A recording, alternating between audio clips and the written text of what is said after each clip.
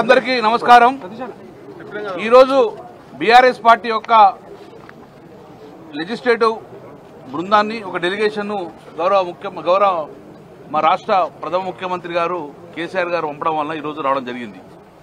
మేము ఏదో రాజకీయం చేయడానికి కాదు మాకు కావాల్సింది, మేము లోయర్ మానే డ్యాంలో నివసించే ప్రాంతంలో ఉన్న ఈ టౌన్ ఏరియా కానివ్వండి, ఆ చుట్టుపక్కల గ్రామాలకు సంబంధించిన ఎమ్మెల్యేగా మేము చెప్తున్నాం, మాకు ఒకటే సోర్సు మిడుమాన నుంచి నీళ్లు ఎల్ఎండికి వస్తుండే, మిడుమాన నుంచి నీళ్లు ఎల్ఎండికి వస్తుండే, ఆ ఎల్ఎండి ద్వారా సాగునీరుకు తాగునీరుకు మాకు ఇంతవరకు ఇబ్బంది పడలే, మేము పుట్టినప్పటి ఇబ్బంది కలలే, సాగు పెరగకపోతుండే। కానీ ఎప్పుడైతే కాళేశ్వరం నుంచి తీసుకొచ్చి కన్నెపల్లి పంపు నుంచి సుందిల్లా అన్నారం బ్యారేజ్ నుంచి మిడుమానేరుకు దింపడం వల్ల ఆ మిడుమాన ఎన్ రోడ్లో ఉన్న టోటల్ ఫ్లడ్ ఫ్లో కెనాల్ కానీ ఆ మిడుమాన నుంచి ఇటు ఎల్ఎండికి కానీ నీళ్లు రావడం వల్ల ఈ సమయంలో సుమారు 20 టీఎంసీ మినిమం ఉంటుండే ఎల్ఎండిలో కానీ మిడుమానేరులో కానీ వర్షాలు ఇక్కడ పడుతున్నా, గోదావరి ప్రవహిస్తున్నా ఇప్పుడు ఎల్ఎండిలో సుమారు 5 టీఎంసీ మాత్రమే ఉన్నది।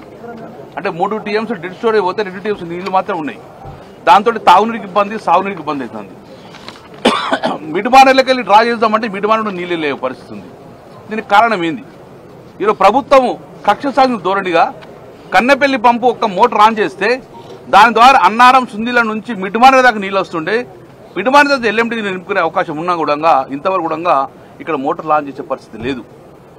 దండిగా నీళ్లు పోతున్నాయి కానీ మా రిజర్వాయర్ అనేటువంటి ఎండిపోయి ఉన్నాయి।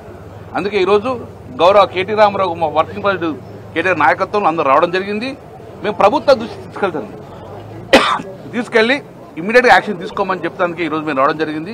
ఇమ్మీడియట్గా మీరు మోటార్ లాంచ్ చేయండి, మిడుమానేరు నింపండి, దాని ద్వారా ఎల్ఎండి నింపండి, దాని ద్వారా ఎల్ఎండి నుంచి కింది వరకు సూర్యపడకు నీళ్ళు పోయే అవకాశం బట్టి వెంటనే చర్య తీసుకొని రైతులను ఇబ్బంది చేయదని చెప్పి ఈరోజు మా బృందం రావడం జరిగింది। గౌరవ